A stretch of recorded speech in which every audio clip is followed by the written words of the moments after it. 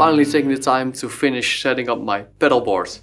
I've been collecting pedals for some time now for this project, and so today is going to be the big day that I'm gonna finish it.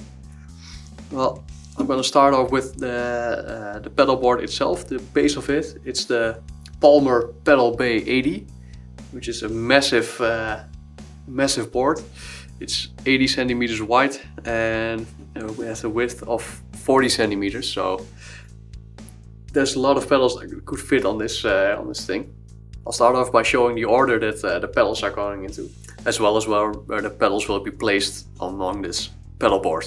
Okay, first of all, we're going to use the Keeley Mini compressor. That's going to be the first in line. It's going to be somewhere around here.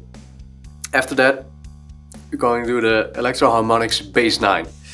It's going to be around here in the top corner. Alright, the unaltered guitar sound of the bass machine goes into the Digitech Freqout to make some synthesized feedback sounds. From the Freqout, it goes back to the top of the board where the TC Electronic Sentry noise gate is placed. And this way the noise gate won't shut down when the Freqout is activated. After the Freqout, there's another nice pedal from Digitech, which is the Whammy DT that I mainly use for drop tuning, and it has the classic Whammy sounds as well. Alright, after the Whammy we're going into the switcher. It's gonna be around here somewhere. This is the Musicomlab EFX-LE. Yeah, this is a really nice switcher with 6 loops. And the nice thing about it is that you can change the order of the loops. In the loops of this switcher is the Sentry as well, because this has a loop. So the unaltered sound goes to the pedals before going into the switcher, and I can choose to switch the noise gate on later on in the signal. So we can do that with the Musicomlab EFX-LE. One of the first outputs on this pedal is the tuner. The tuner that I'm going to use is the Korg Pitchblack Poly, which is a real nice polyphonic pitch shifter. And you can tune your whole guitar with just one strum. So that's the tuner output of the Musicomlab EFX-LE. The first loop is going to be the Sentry, like I said before. The second loop is going to be special as well. In the second loop there's going to be the Source Audio C4 synthesizer, which it's a great synthesizer. You can change a lot of things with it with the desktop editor, but one thing it lacks is sustain, especially when you're playing guitar. When you're playing bass it's a little better, but when you're playing guitar this thing really lacks sustain. And I've made a video before where I'm showing a couple of pedals that could increase the sustain of this thing. And one of them is the Dr. Distorto by Line6. And with this pedal you can turn the distortion completely off. And what it does is it adds synthesized feedback, just like the Freqout. But you can tune it in such a way that it sounds like your guitar note is just going on forever, especially in combination with the compressor. So these two pedals are going to be in one of the loops of the Musicomlab FX switcher. Okay, in the fourth loop of the EFX-LE is going to be my HX Stomp, and yeah, this is going to be my main pedal. Just the thing is awesome, you know. It has so many great effects in it. It has I mainly use it for the amp sims in here, but also for the reverbs and delays and kind of stuff. Yeah, it has some great effects. It also lacks in some other areas. One thing is that polyphonic pitch shifting is taking up a lot of DSP power. So this is why I've chosen the Whammy DT for polyphonic pitch shifting. And in the last loop of the switcher, it's going to be this pedal. the Boss SL20 slicer. It's gonna come over here. So yeah, the slicer, classic pedal from Boss. Yeah, it's really one of a kind pedal, you know. It has so many rhythmic stuff in it. There's also a great looper in it. It's quantized, so it's really great.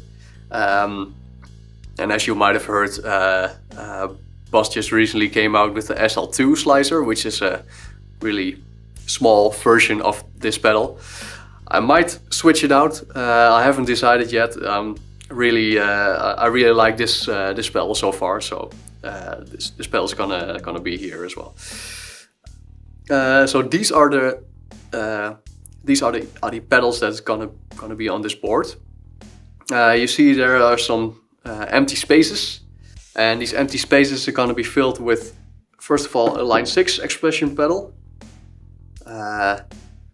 That's purely for the HX Stomp. And there's also going to be a second expression pedal, which is a Roland EV5. And this expression pedal is mainly going to go into the EFX-LE. But I can also choose to connect it directly to the Boss slicer. So a little summary. The guitar input is going into the Keeley mini compressor. After that, it's going into the bass machine by Electro Harmonix. Then into the Freqout by Digitech. After the Freqout, it's going into the Sentry noise gate, to the Whammy DT, into the EFX-LE, and after that it goes into the tuner. And in the loops of the EFX-LE, there's the Sentry again, the Dr. Distorto and C4 Synth, the Boss slicer and the HX Stomp. The outputs of the EFX-LE go back into the HX Stomp, into the return. There's a stereo send and return, so there's two going back into the HX Stomp. And after that I've got my two outputs that can go into an amplifier or directly into the sound interface. I've left some space over here so I can easily get to these jacks on this side.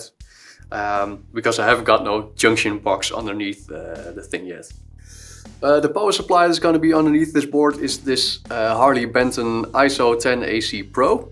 It's an isolated power plant, like it says. It has many outputs. This is one of the few power plants that could actually power all of these pedals.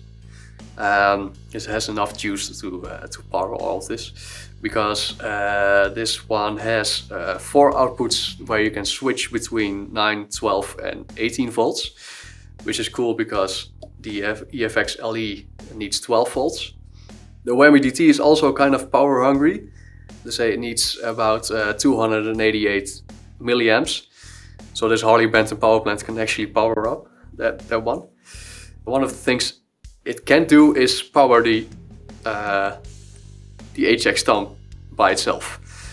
But I've come up with a solution for that, because this power plant has 2 500 milliamp outputs, and I've created a cable for that, so it combines those two and it can power the HX Stomp, and it works really great. And this thing also has a USB output, and I'm going to use that for this USB Midi Host, which requires 5 volt power over USB.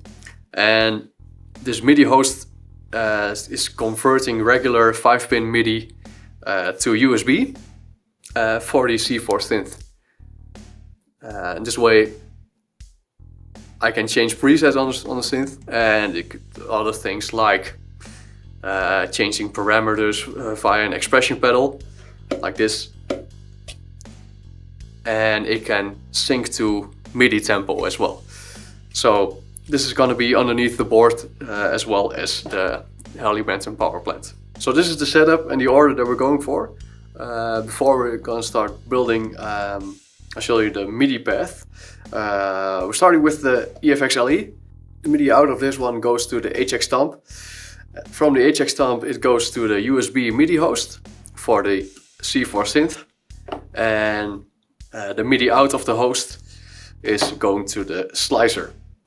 In the future I'm also planning to integrate the Whammy DT in the MIDI setup, so I can change presets and stuff. But since the slicer doesn't have a MIDI out, yeah, the MIDI ends there.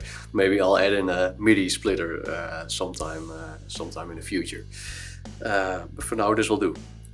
Okay, before we're gonna attach the pedals, we're gonna flip the board and attach the power plant and the Midi host underneath. But first remove the pedals, of course.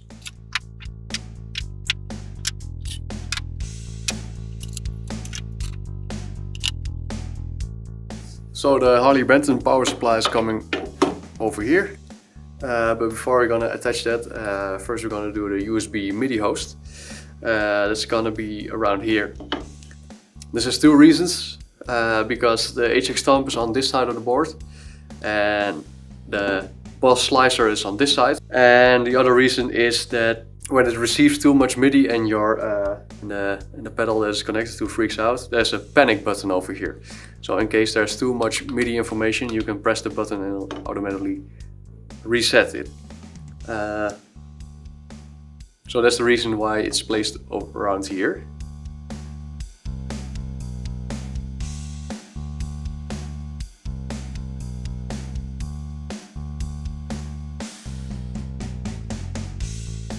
Alright, time to do the DC cables.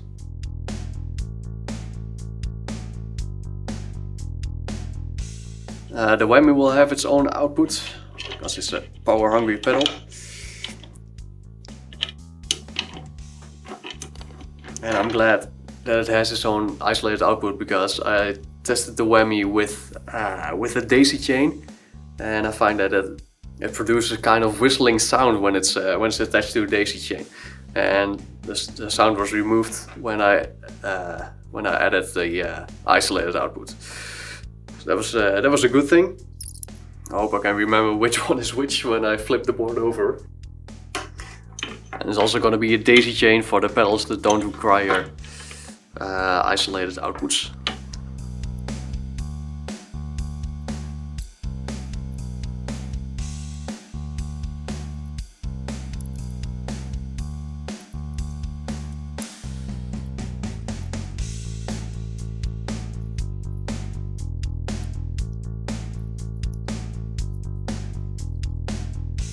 Everything fits except for the pitchfork. But yeah, I'm gonna change that later. This is attached to the compressor mini. Somehow it's a little bit clouded under there. Otherwise, everything's on there except the two expression pedals, but those are passive, so they don't need any power. Let's start wiring it up. I'm using these Rockboard flex patch cables, which have a really nice flat plug. So that's gonna be great.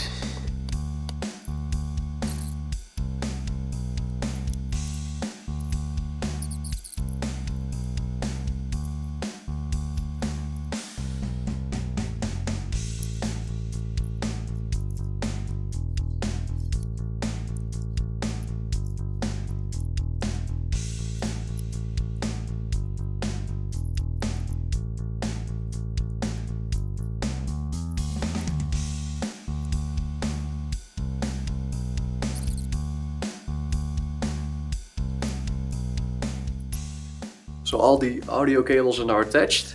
I still have a slight problem with the one coming from the Bass9.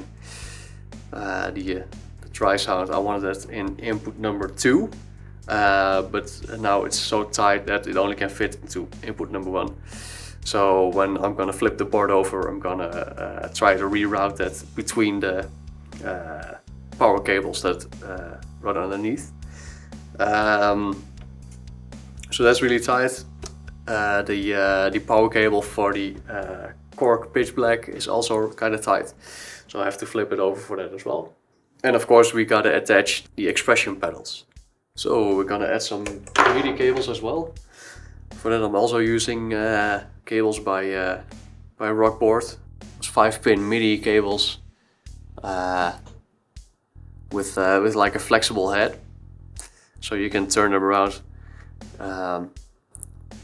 So in which angle you actually want them, straight or 90-degree angle.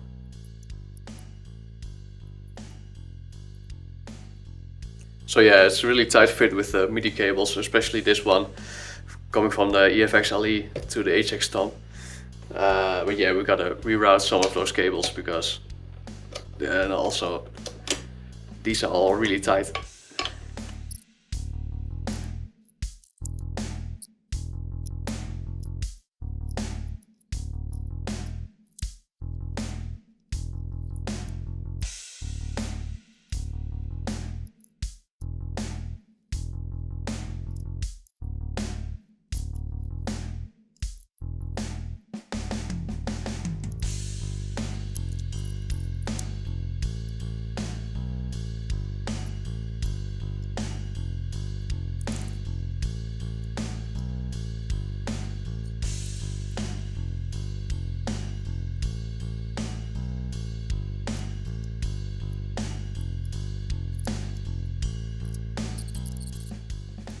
So all the pedals are attached except for the Korg Pitchblack.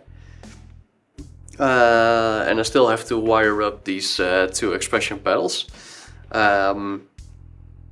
First we're gonna flip the board over to solve the issues with the connection from the bass machine, as well as the power from the Korg Pitchblack.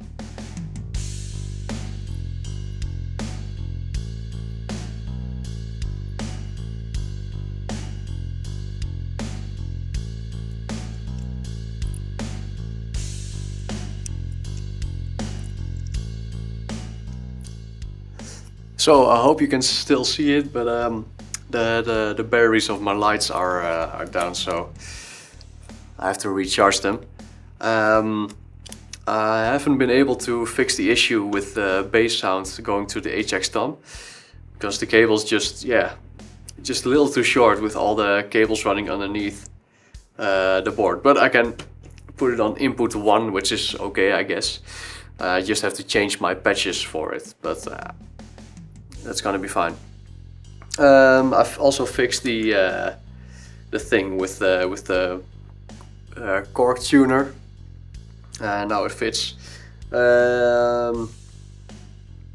So yeah, everything is now velcroed up and attached to the board. The only thing left to do is placing a USB cable from the C4 Synth to the Midi Host. But that's it for today. I'm gonna attach that cable and test it later if it all works or not. Alright, the moment of truth. Let's turn it on.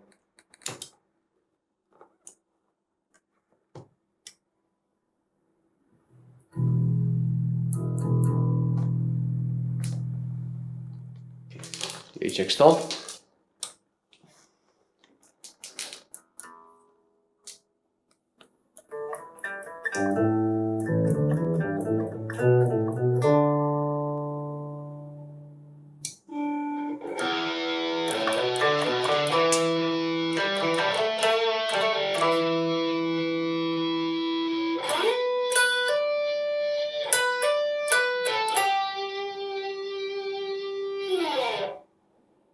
Alright.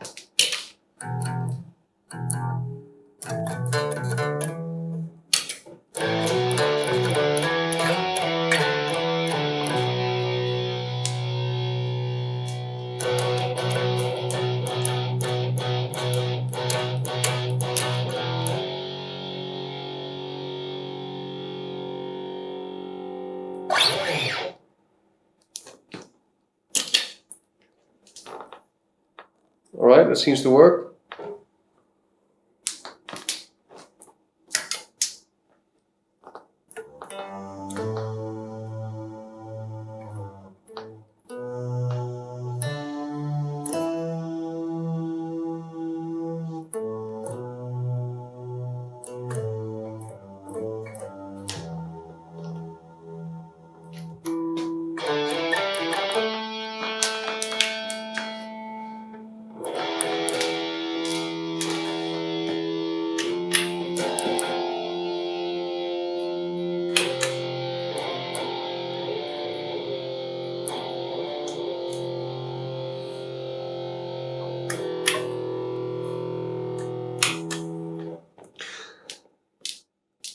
Well, the Whammy is a little bit difficult to reach, especially with these big shoes that I'm wearing right now.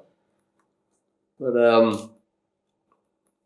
maybe I have to put it on a riser or something. But for now it will work.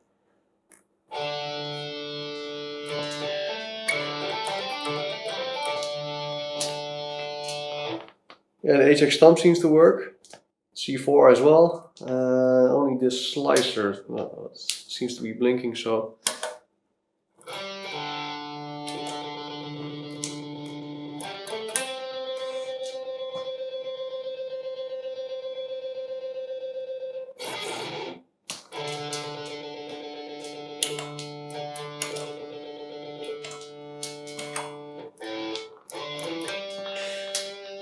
That one works as well. Now the slicer doesn't seem to be responding to MIDI tempo from the HX Stomp. I don't know if it actually transmits MIDI tempo. I guess it does. But it also might be that the C4, which is in its path, doesn't send it through. So it's blocking the MIDI tempo going to the slicer.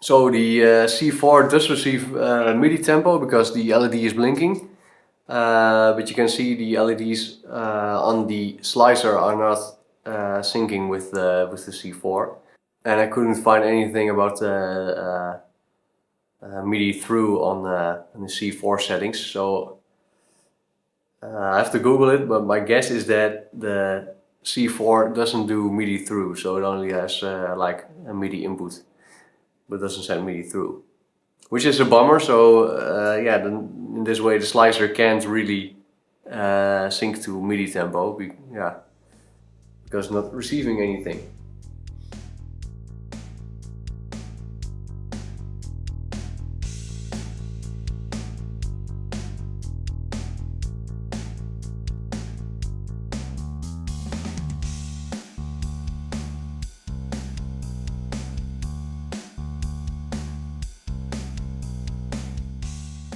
Yeah, that's what I thought.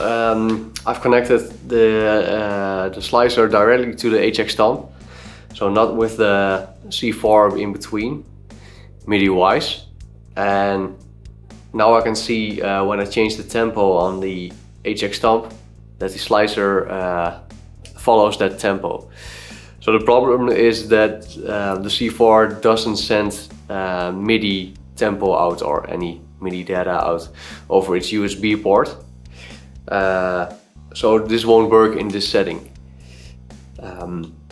So I think I have to get a MIDI splitter for this, which is also yeah, a solution for something else, because then besides getting tempo MIDI clock on the slicer and on the C4, with the right MIDI splitter I can also connect my Whammy DT with MIDI, because that thing has a MIDI port as well. So that's something for the future. Yeah, that's an issue I wasn't expecting, but it can be solved, so that's okay. Well, so far my pedalboard works quite well. All the pedals seem to work. Everything sounds okay, except for the part where the MIDI comes from the C4 and goes to the slicer. That's something I'll have